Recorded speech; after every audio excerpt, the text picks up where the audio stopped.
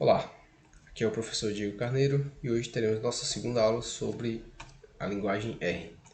Eu estou aqui com o RStudio aberto e esse script com alguns comandos que nós vamos aprender hoje. Acabo de destacar aqui alguns pontos. Quando eu tenho essa hashtag aqui, tudo que vem depois dela é ignorado pelo R. Ela serve basicamente para fazer anotações. Então é interessante você fazer uma organização, Você fazer uma organização desses comandos, principalmente agora no começo, você está aprendendo, para você lembrar do que cada comando faz. Então é interessante sempre deixar uma anotação. Primeiro vamos apresentar então os tipos de variáveis no R. Pelo menos as principais variáveis que vão ser utilizadas no curso. A variável pode ser do tipo numérica, então eu vou criar aqui uma variável A, que ela vai receber o valor numérico qualquer, 5.32. Note, para executar eu uso run, posso selecionar e usar run, ou então apertar Ctrl Enter. Note que o objeto A foi criado, ele é numérico, tamanho 1, porque ele só tem uma observação, e o valor que ele assume, 5.32. Também posso ter valores inteiros, esse valor inteiro refere-se a valores categóricos, ou seja, por exemplo, se tiver vários cursos de graduação, eu posso atribuir um número a cada curso, né? Então eu posso ter uma variável dessa maneira, um número inteiro para cada curso. Então para indicar que ele é inteiro, eu tenho que colocar esse L na frente, né? Então criando um número inteiro, B recebendo 4, né? Aqui surge o número B, número inteiro, com o valor 4. Posso ter ainda valores strings, né? Ou valores de texto. Então, por exemplo, C recebe Diego. E aqui foi criada uma nova variável do tipo shorter com o valor Diego. Tudo que eu colocar aqui entre aspas ele vai entender como sendo texto, certo? Inclusive se eu botar um número entre aspas ele vai entender como texto. Eu posso ter ainda variáveis do tipo lógica, né? Existem duas palavras reservadas do sistema para tanto. Se eu quiser que o D receba o valor falso, né, eu coloco false. E se eu quiser que ele receba o valor verdadeiro, eu coloco true. Então vamos criar a variável. Então D recebe true, um valor lógico, né? True. Eu posso apagar todas as variáveis que eu criei, ou apagar uma única variável. Para isso eu uso o comando rm de remove. Eu separo as variáveis por vírgula, Ctrl Enter, e apaguei tudo que foi criado. Mas como é que eu sei para que serve algum comando no R? Eu posso simplesmente usar o help. Coloco um ponto de interrogação e o nome do comando na frente.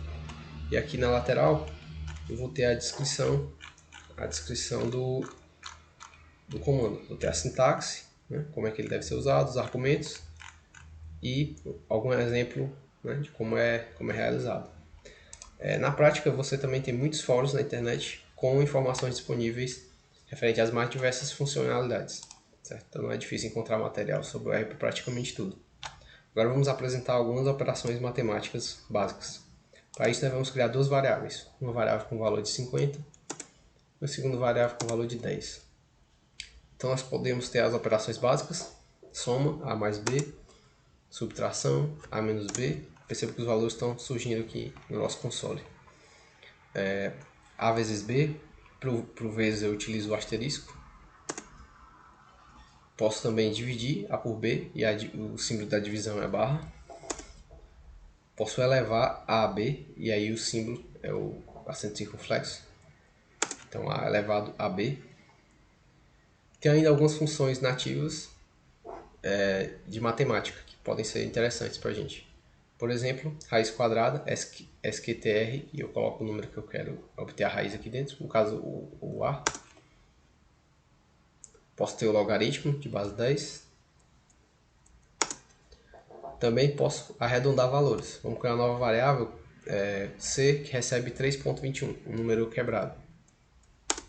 E aí eu quero arredondar essa variável em um dígito. Então uso a função round, a minha variável C, e eu digo quantos dígitos eu quero arredondar. Então arredondo até um dígito.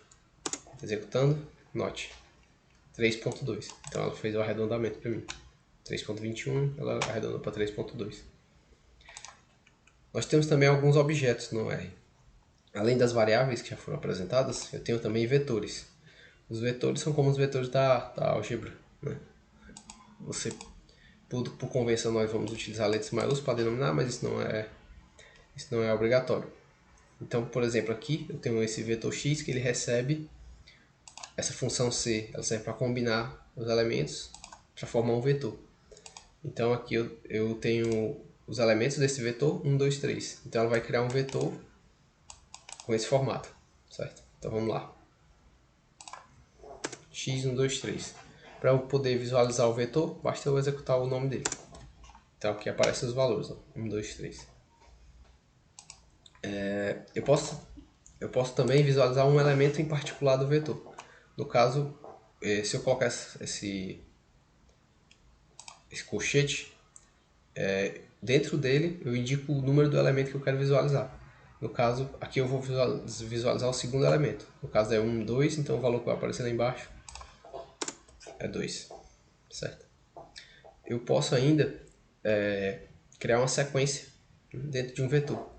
Como? Eu coloco só a lista de valores, 1, 2 pontos, 20. Então ele vai entender que eu quero criar um vetor e os elementos são 1, 2, 3 até 20. Então, criando, vamos visualizar. E tem aqui a sequência de 1 até 20. Eu posso, da mesma forma que eu tenho vetores, eu também posso trabalhar com matrizes no R. Para isso eu uso o comando matrix. Como é que vai funcionar a construção da matriz? Eu preciso de uma lista de valores e eu indico o número de linhas e colunas dessa matriz.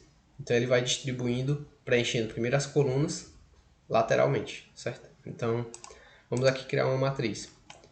Quais os elementos dessa matriz? Vai ser uma sequência de 2 até 20. Note que esse mesmo comando foi utilizado aqui em cima para criar o vetor, o comando C.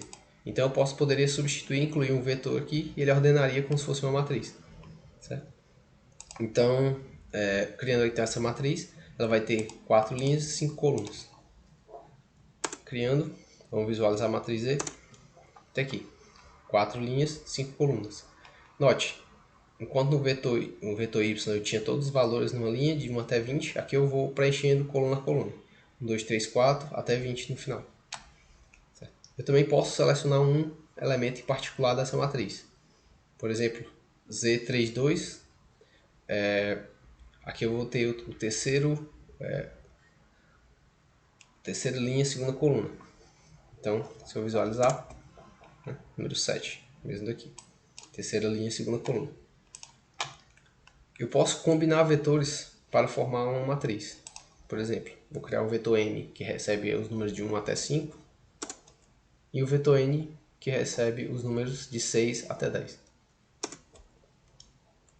Então eu posso combinar o M com N para formar uma matriz com 2 colunas. Posso usando o comando cbind, certo? C de colunas, né? E posso também combinar esses vetores como sendo linhas. Para isso eu uso o comando rbind. Note, o cbind ele me reportou 2 colunas e o rbind duas linhas. Por fim, o último elemento que vai ser importante a gente estudar para esse curso serão os data frames. O data frame ele é uma matriz um pouco mais genérica. Na verdade, ele é análogo a uma planilha como do Excel ou outra planilha eletrônica, porque ela pode combinar tanto dados numéricos quanto dados de string, dados lógicos, etc. Se você utilizar uma matriz, ela está limitada a um único tipo. Ela pode ser lógica, ela pode ser inteira, ela pode ser numérica, mas o data frame é muito mais flexível quanto a isso.